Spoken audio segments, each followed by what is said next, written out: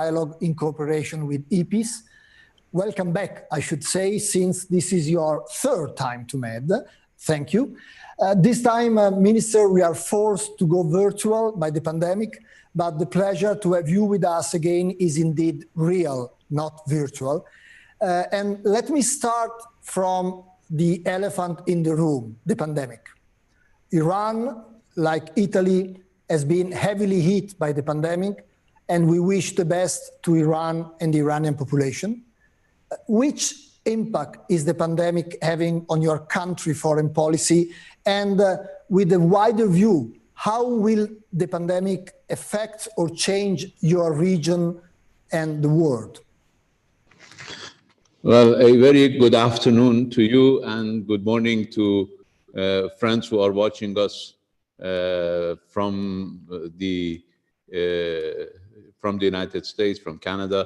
A special greeting to our common friend, an Italian of very excellent performance in the United Nations, Gianni Pico, who is not well, but who's watching us from his home of care in Connecticut. Gianni, it's very good to have you. Actually, we're faced with two viruses. One virus is the corona, and I wanted to thank the international community for their sympathy with Iran, as we sympathize with our friends in Italy and everywhere else in the world who have suffered from this. This showed that we are all much closer to each other than we ever thought. This pandemic became a global crisis soon after it started. We and Italy were one of the first to be hit by this pandemic, but obviously it didn't stop. And it's almost everywhere in the world. And nations, big and small, powerful and less powerful, are faced with the same menace. That first of all, brings some humility to all of us, that we're not all powerful. Some people thought that they were omnipotent, but this pandemic showed that they're very small, even in the face of a very small being, which cannot even live on its own. But we are also faced with a second virus, which is as dangerous, and that is unilateralism. We've seen the impact of that virus globally. We've seen the departure of the United States from every institution, including its attack on the World Health Organization in the middle of a pandemic, which requires global cooperation. And we've seen that particularly the Iranian people and the people in some other countries like Venezuela, like Syria, suffering from, at the same time, the pandemic as well as pressure from the United States to prevent us from even having access to food and medicine. So I think it is important for all of us, first of all, to recognize our limitations, to recognize the fact that no one alone can resolve these problems, that we all need to cooperate with one another in order to resolve these problems, and at the same time understand that we all have to work together, and that attempts against one of us can lead to disaster for all of us. And one of the examples of an attempt to work together 5 years ago was the nuclear agreement, which in a week will turn 5 years old. It will hardly be a happy birthday. First, the withdrawal of the United States, then the Iranian gradual selective reduction of commitment under the deal, and finally, last week, Iran triggering the dispute resolution mechanism. Excellency, do you think the nuclear agreement is still alive? Well, I certainly believe that the nuclear agreement was a major accomplishment of diplomacy. It was reached through hard work and very serious negotiations. Those negotiations were carried out with open eyes by everybody. It wasn't based on ignorance of the facts, but we realized that we cannot resolve all the problems. We focused on one problem, and we believe that we found a reasonable solution to that problem. From our perspective, that was an unnecessary problem because Iran never wanted to build nuclear weapons, but nevertheless, the United States, some Western countries had concerns, and we reached a compromise. And a compromise is always give and take. We decided not to address certain issues. We decided not to address Iran's defense program. We decided not to address regional issues, not because we had a problem, but because the United States could not address our grievances about its policy in our region. You know that in the past 3 decades, United States has waged 3 wars in our region. You know that the United States sells more military equipment to this region than to anywhere else. So we decided to limit by agreement, by mutual agreement, all 7 of us, or all 8 of us, the European Union, Iran, and the 6 countries of E3+3, decided to limit our focus on the nuclear deal. And we reached a good compromise. 5 years ago, Iran remained compliant with that compromise, even though from the beginning, even the Obama administration did not fulfill all its commitments. If you look at the background, and I may publish all of it in the near future, my first letter to Federica Mogherini was on the 2nd of September, 2016. That is when I sent my first letter, because it had taken the United States almost 7 months to consider the request by Airbus to provide Iran with airplanes. 7 months for OPAC to authorize that. And I wrote a letter complaining about that. Almost 7 cases of non-compliance by the United States, from the airplanes to immigration laws, to other regulations, to banking, many things, and they're all enumerated in that letter. And the first time I triggered the dispute resolution mechanism under paragraph 36 was not just last week, but in November 2016, when the United States Congress adopted the Iran Sanctions Act and basically extended for 10 years Iran Sanctions Act, and the president did not use his constitutional authority as required by JCPOA to prevent that. So we started the DRM mechanism for the first time in November of 2016. Then after President Trump took office and left the JCPOA, we started again the dispute resolution mechanism on 10th of May 2018 in a letter that I wrote to Federica Mogherini, as well as to the Secretary General of the United Nations, clearly establishing the legal grounds for which we were taking those measures. And because we negotiated the JCPOA with open eyes, we put in place a dispute resolution mechanism. Some of our European friends believe that is exclusive to them. No, it starts with Iran. Actually, if Iran believes that the other side is not implementing its obligations, it can start that mechanism. And if the countries cannot provide the remedy, address their deficiencies, then Iran has the option of reducing its compliance. So what we did was not against JCPOA, but what was seen within JCPOA. I believe it is possible to save the agreement if the Europeans start implementing what they agreed to implement. Now, the Europeans have certain commitments under the JCPOA, which they're not implementing, because it's not just signing a couple of papers, it is the effect of sanction lifting obligations. And we have not seen any of those effects. All European companies have already left Iran. The European Union is not even implementing its own blocking statute, because all of those companies that have left Iran, none of them have been taken to court by the European Union for leaving Iran. So it's the European Union and the E3 have failed to implement their obligations. Now, if they start implementing those obligations, in addition to those obligations, in two ministerial statements, the European Union, actually for the European Union, 3 ministerial statements. One on 15th of May, one on 7th of July, and one on 24th of September, all 2018. The first one was between me and the European ministers. The two latter ones were between all the JCPOA participants. If they live up to those commitments, and those commitments were made in the knowledge that the United States has left, not without the knowledge. It presupposed that the United States was already out, that the United States was implementing maximum pressure, and still the Europeans made certain commitments. We want those commitments met.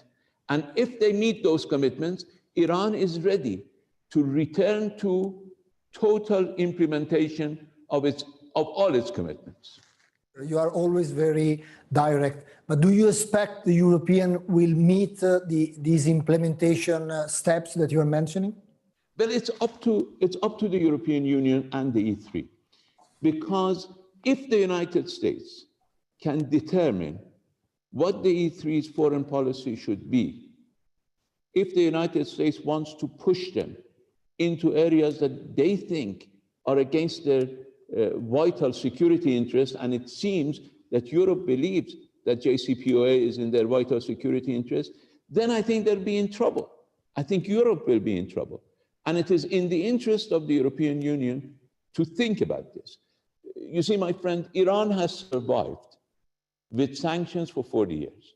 Now, obviously, the current sanctions by the Trump administration are the most heinous sanctions, probably the most inhuman sanctions in the history of the world.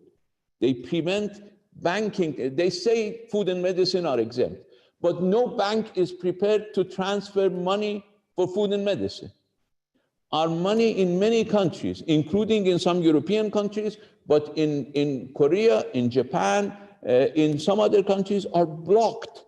Our own money. It's not donations, it's our own money. It's blocked. We can't use our own money even to buy food and medicine. And the United States hypocritically claims that it has not imposed sanctions on food and medicine, or it wants to help Iran. We don't need their help. We just need them to get out of the way, allow us to work with our friends. But the rest of the world, particularly the European Union and the E3, are not even prepared to allow us to use our own money. They have established this INSTEX, you know, the instrument that the European Union has created. But one of the E3 owes us money, and their courts have ordered them to pay that money to us. They're not prepared. They're a member of the INSTEX, but they're not prepared to pay that money through INSTEX. They want instead to use another channel which obeys US sanctions. These are the realities on the ground.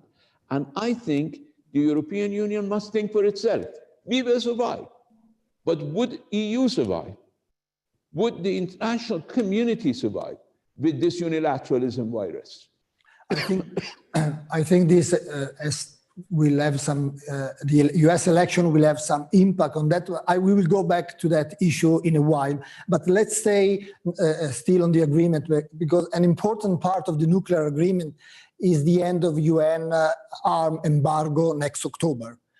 And we know that the US, America is putting strong pressure on the European not to lift the embargo, saying that the end of the embargo would make Iran more aggressive. How would you respond? Well, first of all, the Europeans don't need to lift the embargo. It will be removed automatically. We knew that we could not rely on anybody to do this, so these are automatic steps. They don't need a resolution. They don't need any step. Everybody keeps quiet based on an agreement that we already made. We already made this agreement. This is an integral part of the deal. We spent a lot of time, many of my European counterparts, basically all of them, were not around when we made the deal. They don't know how much time we spent on this. Certainly Secretary Pompeo doesn't know how much time we spent on this. We spent a great deal of time on this particular issue because we had agreed not to deal with the arms issue, and that is why it was not, the sanctions, the limitations were not lifted immediately. We gave them 5 years, but the 5 years is definite, it's absolute, it cannot be changed. It's not up to the Europeans, it's not up to the United States. It's as if they want to cherry pick elements of an agreement which is already strongly placed in the Security Council Resolution 2231, which they themselves proposed and adopted. So that's not a part of the deal. Second, Iran spends at best $16 billion a year on arms, on its entire military budget. The United States is selling 3 times that amount to Saudi Arabia alone every year. Is the United States prepared to stop pouring this much weapons? And believe me, Europeans are not totally innocent. France, UK, they're all competing to sell more arms to our region, as if we don't have enough. This region is getting 25%. The Persian Gulf region is getting 25, according to SIPRI, 25% of all the military equipment in the world. Is Europe and the United States prepared to stop that? Let's move into Saudi Arabia. You mentioned right now. You said after the killing of General Soleimani that there were some openings from Riyadh on regional security. Did you have any follow-up? Do you think the offer is still valid and open? Well, unfortunately, we did follow up. President Rouhani sent a letter to every leader of the GCC plus Iraq, that is Saudi Arabia, Bahrain, United Arab Emirates, Oman, Qatar, and Kuwait, plus Iraq, presenting to them our initiative, which he presented last year to the General Assembly entitled HOPE, the Hormuz Peace Initiative, Peace Endeavor. Almost every member of this group of 7 responded, with the exception of Saudi Arabia and Bahrain. Saudi Arabia sent a very negative message to us, but we did not stop. We are telling the Saudis right now, I'm telling them right now, that we're open. They want a secure region, if they want a strong region, if they want cooperation against terrorism, extremism in this region, if they want to establish good neighborly dialogue, they will always have a partner in Iran. But it seems they're putting all their hopes in President Trump acting the way that Ambassador Bolton wanted him to act. And now we all see that in his book, how they are afraid of peaceful accomplishments, how they want to kill and destroy every possibility for peace.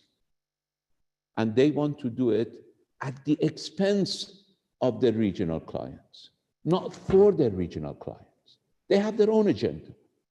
Our Saudi neighbors must realize that they're just pawns in this game, that they're not players, they're not actors, they're just paying, they're just being milked for an agenda that Ambassador Bolton was brave enough to explain in his book very clearly. It's very clear. I think it's in black and white. Everybody can read it, and everybody can get to the bottom of it. How they tried to push our region to the brink of catastrophe, and how they almost had a warning when President Trump decided not to go for a war. These are the realities. I think our neighbors must realize this. Some of our neighbors have seen the fact and have tried, but I think they are still naively putting their hopes in something that will never be of any use for them.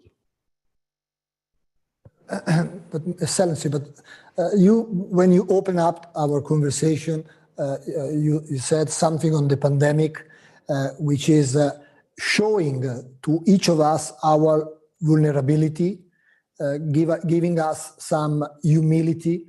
But is this extraordinary situation we are all experiencing, Saudi, Iran, the region, Europe, the States, is it accelerating in a way some form of dialogue, or, as I understood from your word, we stick to previous position in spite of the storm?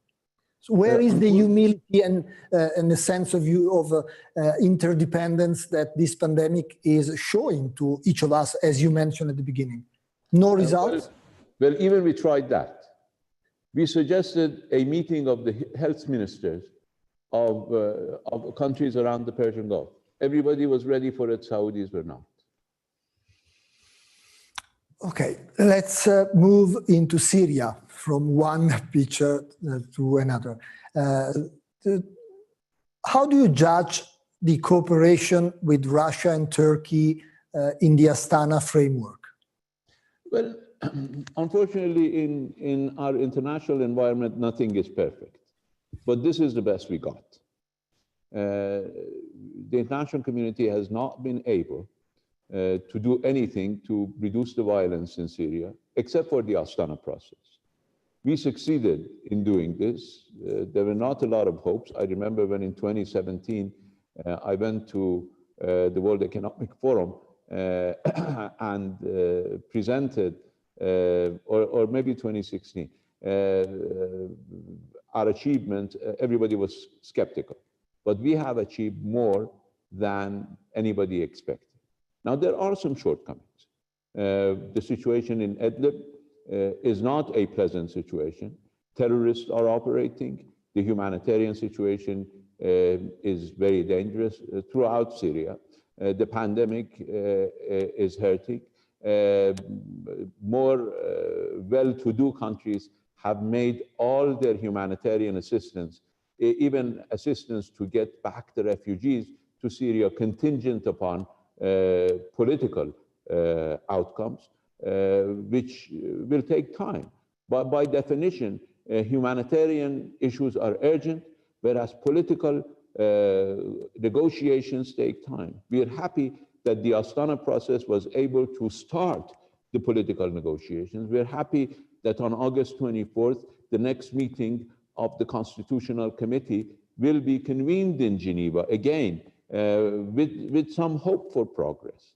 But I don't think that humanitarian assistance to Syria can wait for all of these developments to take place. Assistance for refugees to go back home, assistance for people to go back and start rebuilding their homes, their own homes, not new homes, not resettlements, but their own homes, because Syrians don't want to go to a new place which is inside Syrian territory, but they're not familiar with.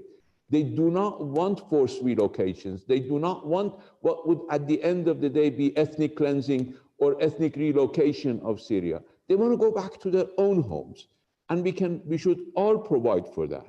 We should all help for that. We just had a very good, useful, and constructive meeting of the three leaders of Iran, Russia, and Turkey last week here in Tehran.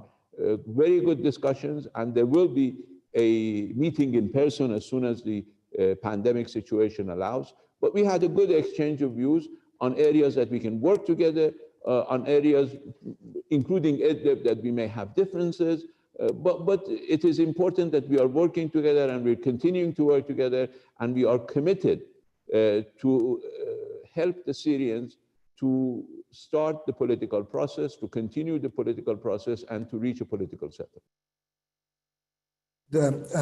3 weeks ago, Ambassador Peterson, and of course we discussed Syria in details, and the feeling we got from the dialogue with him was that he was quite positive on the slow evolution of the political process that you mentioned.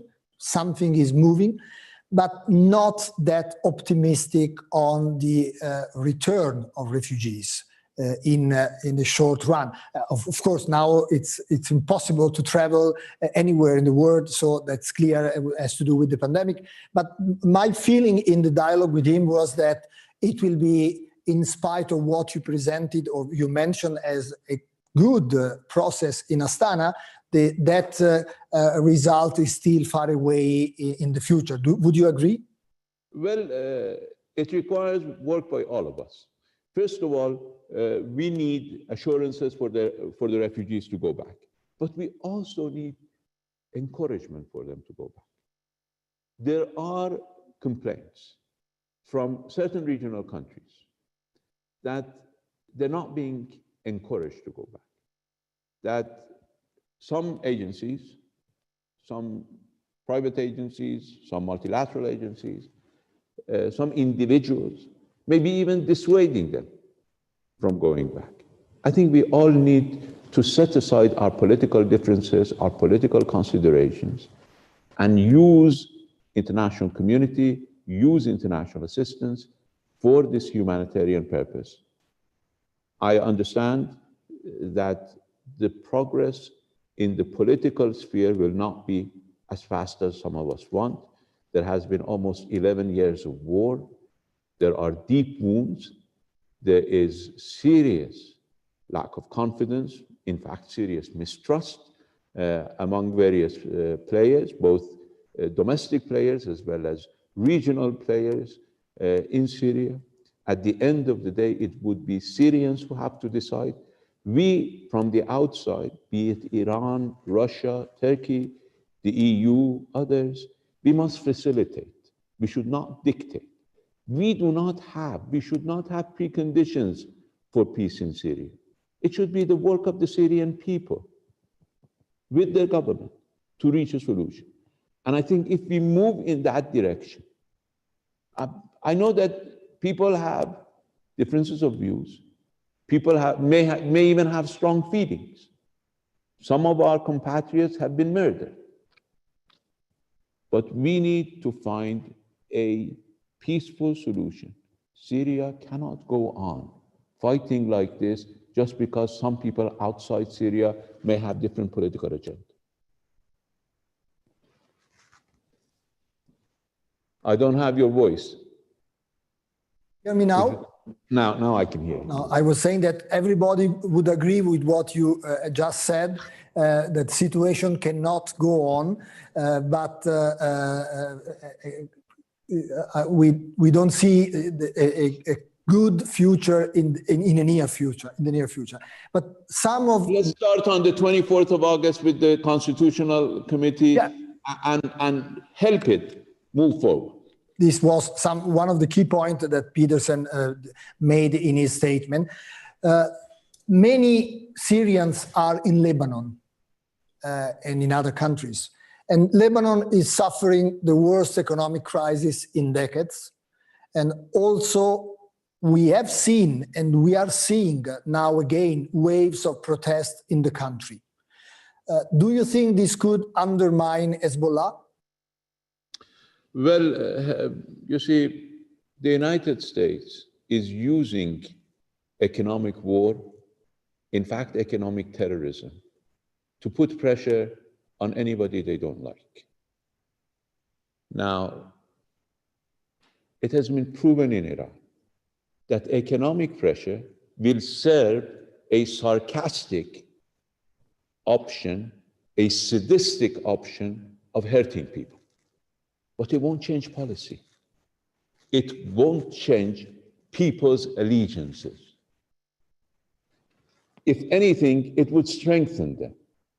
I think the United States must realize that. Are they about just putting pressure on innocent human beings, be it in Lebanon, in Syria, in Iran, elsewhere? If they want to change a policy, believe me, they're going the wrong way. The exact opposite always happens. But if they want to hurt people, that's what they're doing. I remember Secretary Pompeo once said, if Iran wants its people to eat, it has to obey us. That wish will never materialize. People have more self-respect. Countries have more self-respect. Populations have more self-respect. The United States will not be able to achieve its goals by economic terror. Of course, the people of Lebanon are under huge pressure. And I think it is the duty of the international community for a country that is hosting almost as many refugees as its population to come to the assistance of Lebanon. People should not be complacent about what the United States is doing to the people of Lebanon. I think Europe has a duty to come to assist Lebanon. I think Europe has a duty to observe and implement its obligations vis-à-vis the Iranian people. I mean, complacency in the face of bullying will, you remember the bully in your high school? Once they start kicking the smaller boy in the class and you don't resist it, they will go higher and higher and higher. Believe me, a bully will never stop. Complacency will never stop a bully. Minister, I do remember bullying in my school, yes. Let me turn to some questions from our audience. We have an international and wide audience following our dialogue. The first question I'm taking from the audience is the following.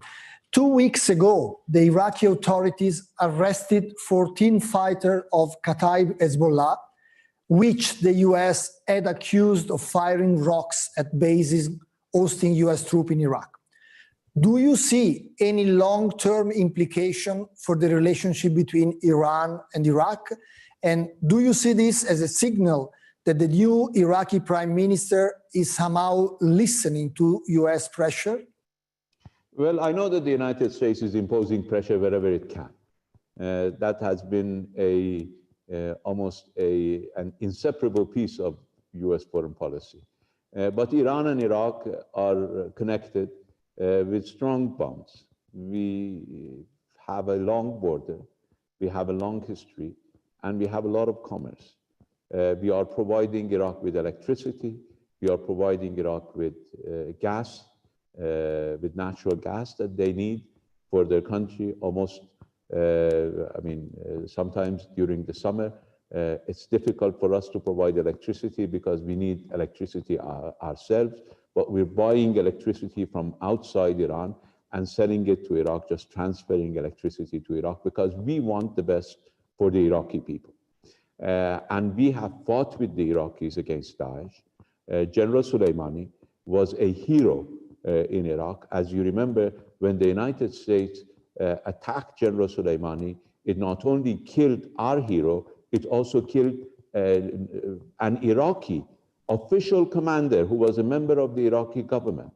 So I think it is the United States. And if you look at the Iraqi parliament passed a resolution on the request of the Iraqi government to ask the United States to leave.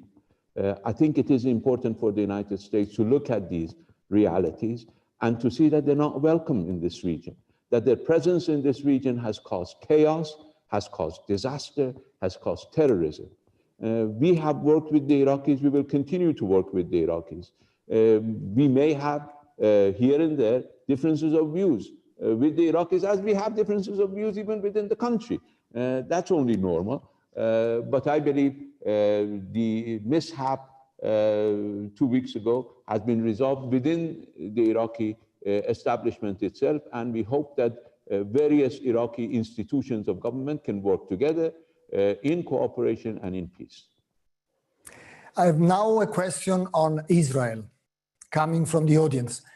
Israel could soon, as we all know, annex part of the West Bank.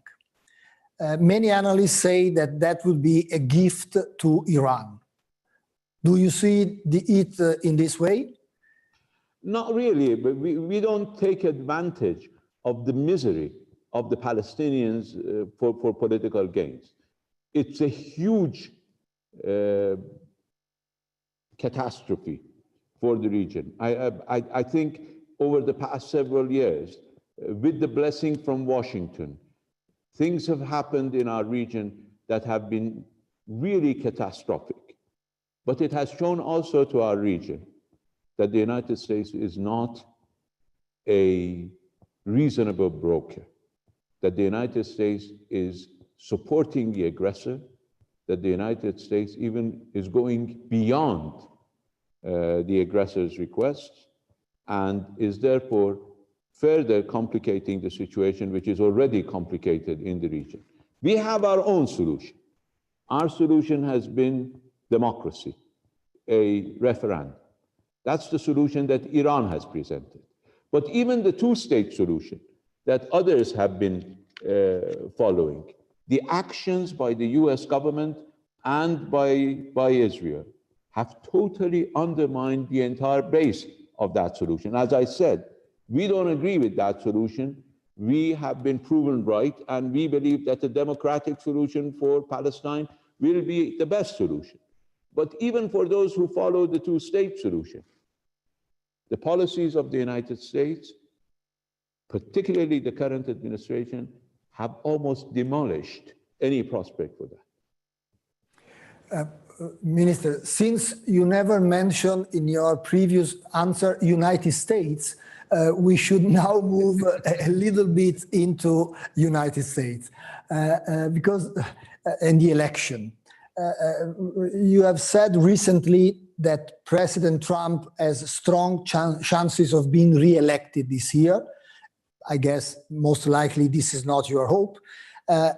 Should that be the case, what would Iran plan to do? And if Biden were elected to be president of the United States, would you expect any major changes in the months to come? Now here I'm speaking as an analyst, and usually analysts don't have a crystal ball, only pundits do, and I'm not a pundit. I look at the changes in the base support, and when I made that statement, I thought that President Trump's base was still solid. Now I have some doubts. In the last 2 weeks, things have happened that as analysts looking at it, including Mr. Bolton's book and other revelations, and particularly the corona issue, that have undermined a bit the base that President Trump has. But nobody can predict. The United States elections are extremely difficult to predict. Now I put back my hat as foreign minister and not as an analyst. And I tell you that for Iran, it doesn't matter who's sitting in the White House. For Iran, the behavior matters. Respect for international agreements matters. Compensation of Iranian people for the damages incurred over the last 2 years. Huge damages were incurred on the Iranian people just for the personal satisfaction of some people. Again, I refer you to some references in Ambassador Bolton's book, that it was just personal aggrandizement at times, the belief of a certain person, or the motivations of certain people around President Trump that has led to huge losses, economic losses by the Iranian people. So what is important for anybody in the White House is to compensate the Iranian people for the damages incurred on them by a US government. We don't sign agreements with President Obama or with President Trump. We reached an agreement with the government of the United States. The man who was sitting in front of me was not a representative of the Democratic Party. He was the Secretary of State of the United States. Now, the United States government, in international law, governments inherit the commitments of the previous government, even after revolutions. And I don't think in 2016 we had a revolution in the United States, although President Trump may want to see it that way. We just had a change of government. And we will have a change of government in a few months. And in 2021, President Trump or a new president will sit in the White House.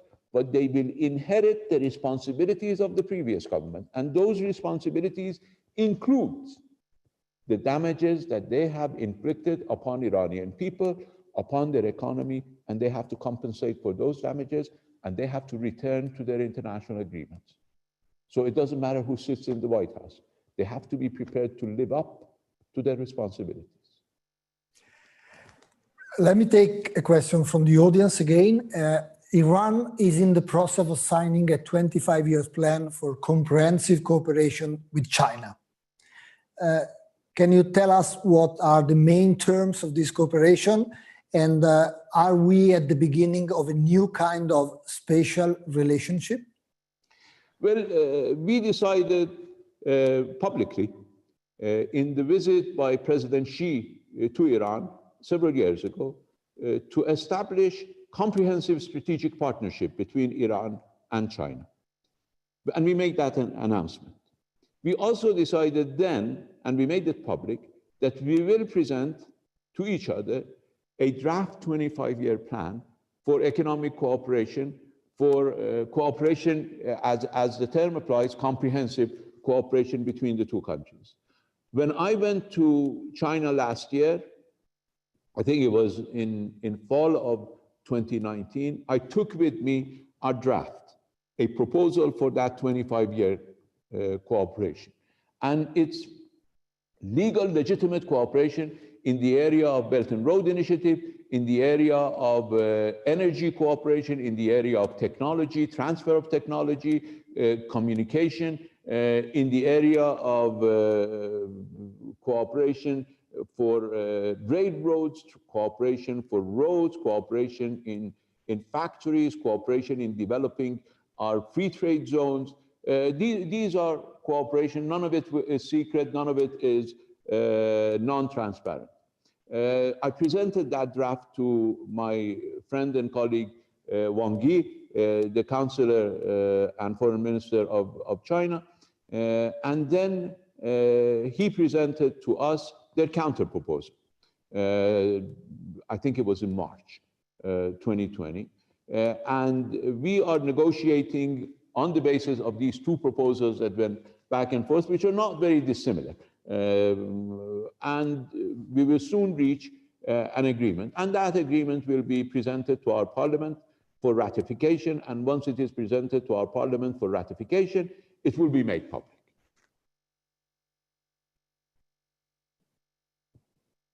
Voice? So, now it's good. I'm sorry, sometimes it disappears when I have a question for you. How are the relations of Iran with the IMF? Iran asked for a $5 billion loan under the Rapid Disbursing Emergency Financing Facilities for low-income and emerging market economies. What are the latest developments on this request? This is not specifically for a foreign minister, but I'm sure you are fully briefed on the topic. Well, when it was announced that the IMF had that program, we were one of the first countries to make the request, particularly because of the effect of US sanctions on our possibilities to deal with the pandemic, as well as the possibilities to deal with the post-pandemic situation, including the loss of revenue in trade. Unfortunately, because of the United States pressure, and that pressure has been very transparent. I think the United States, this government in the United States, is doing transparently what previous government did behind the scenes. And it has the audacity to go out and say that we're doing this. So it's a very, transparent bullying. That's what it's doing. And for that reason, the IMF has not yet come up with a decision. And I believe it is important for the IMF to take this for the Secretariat of the IMF to take this to the board and put the United States and other countries in a position to make their positions known, whether they want to use the political tools to put pressure on the Iranian people further, or whether they want to provide Iran with what it's our right. We're not asking again for any donations. We're asking for what's our right.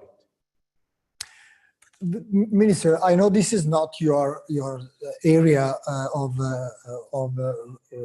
activity as a Minister of Foreign Affairs, but for many of us, it's hard to understand how in Iran life can continue right now with the double isolation, because we are all experiencing isolation for the pandemic. But on top of that isolation, economic and sanitary, you had the isolation linked to the nuclear agreement, which is not performing, as you mentioned before. How has the life of people in Iran changed in the last few months? And how is the government trying to support? I mean, all over the world, governments are trying to support vulnerable people in our society. How is the situation and what is your government doing internally? This is not a foreign policy issue, but... Well, I mean, we're facing basically double jeopardy.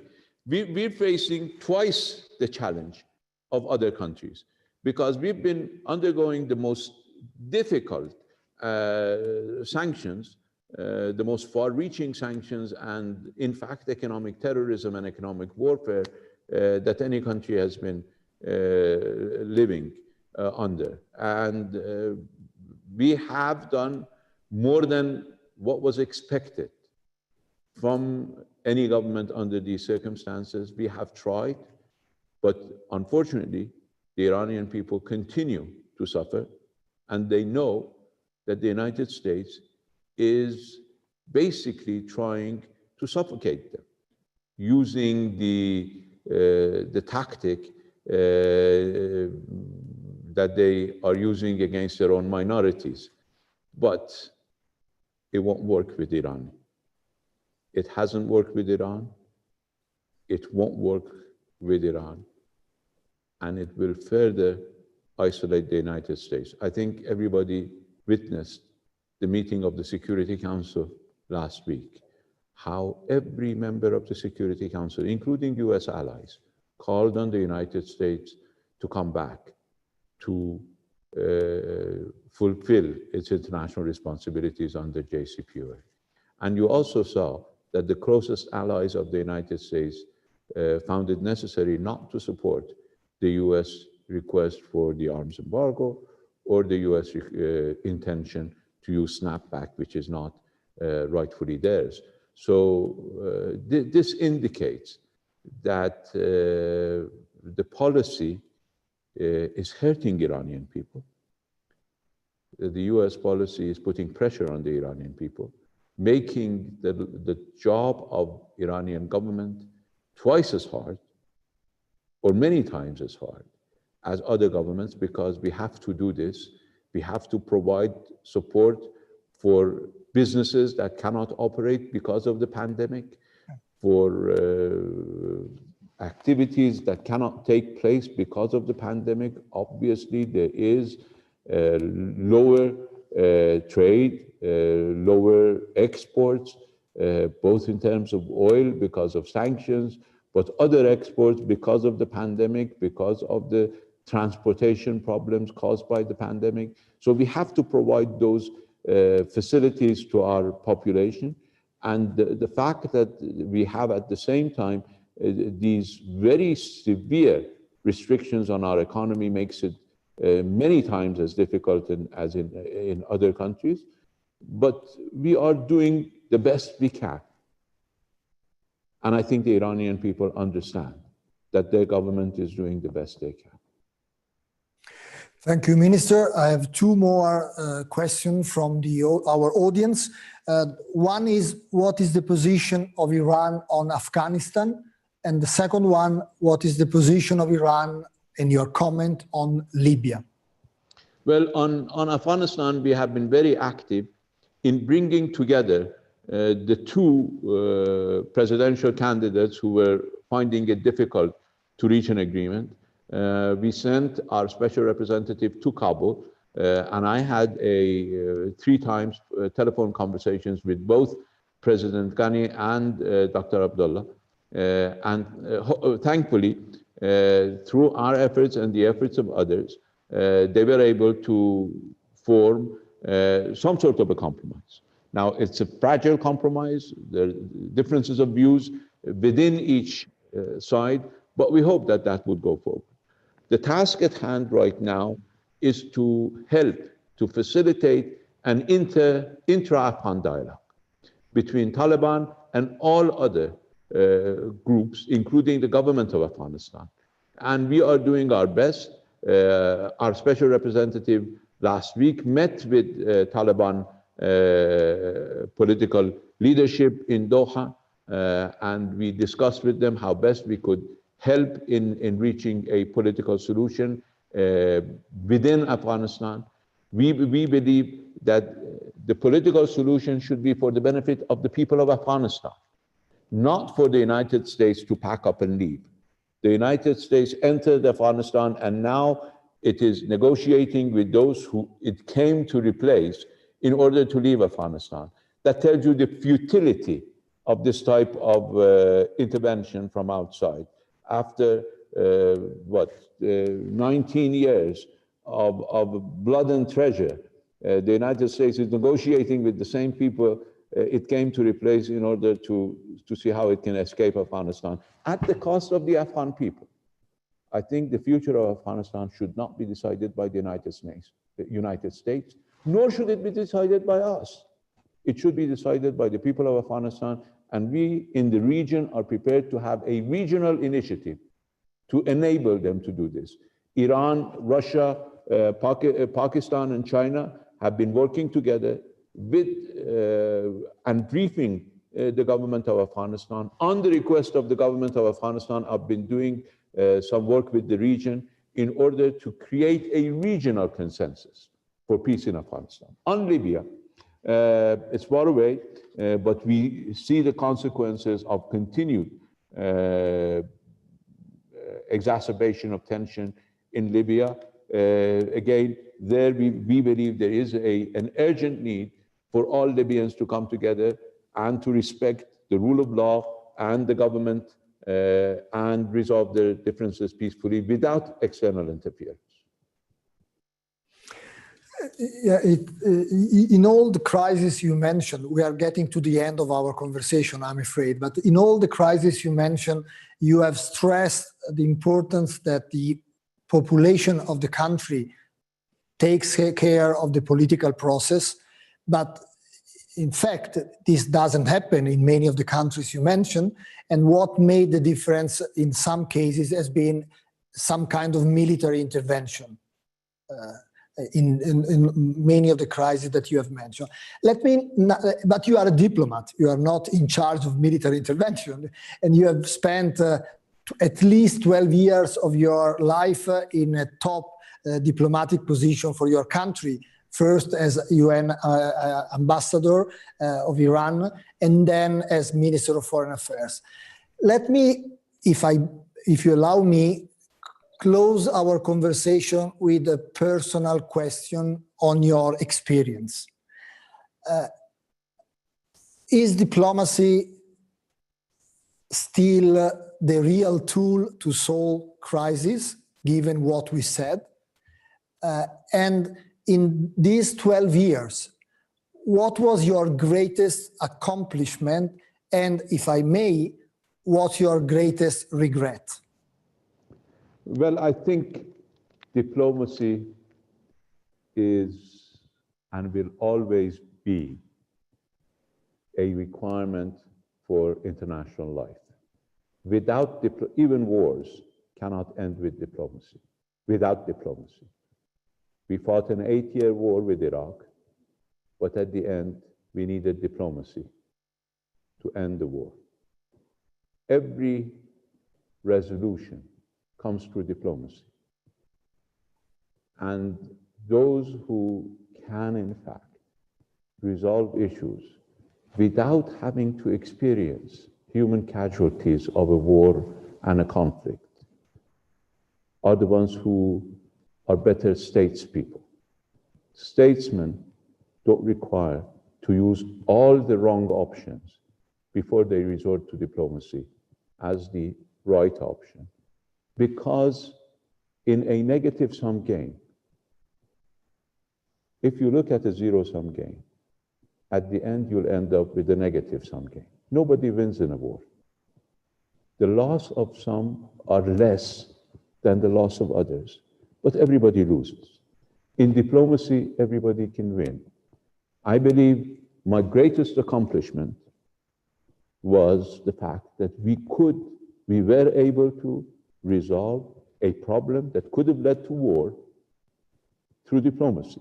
It was hard, it was difficult, it was not a love affair, believe me, but it was made possible through very difficult, very hard negotiations that we had for a very long time. And we reached it, not just between two countries, but between Iran and 6 world powers, plus the European Union. And I believe the greatest sadness in my career is that I haven't been able to get through to our neighbors that we need to live together, that we cannot live without each other, that we will be neighbors forever, and we have to find a way to live together and not to rely on outsiders for our security. I don't know why, but I regret that deeply. And I hope that before I end my tenure as foreign minister in no more than 12 months, it can be less, but it cannot be more than 12 months, we can redress that. Thank you, Minister. It is always a pleasure to have a conversation with you. As I mentioned at the beginning, this is the 3rd time. The previous 2 at the Rome Med conference were real. This time it was virtual, but I think messages were clear as well. And I will thank you with the best wishes to your country and to the people of Iran. And inshallah, we hope to see you in Rome in a real meeting of Med next December. Thank you very much for your generosity in this interview. Thanks to IPIS for having helped and promoted this event today. And see you in Rome in December, possibly. Thank you very much for your hospitality, virtual hospitality. I look forward to seeing you in Tehran or in Rome. And thanks to all the audience for participating in this. Thank you very much, Minister. Bye.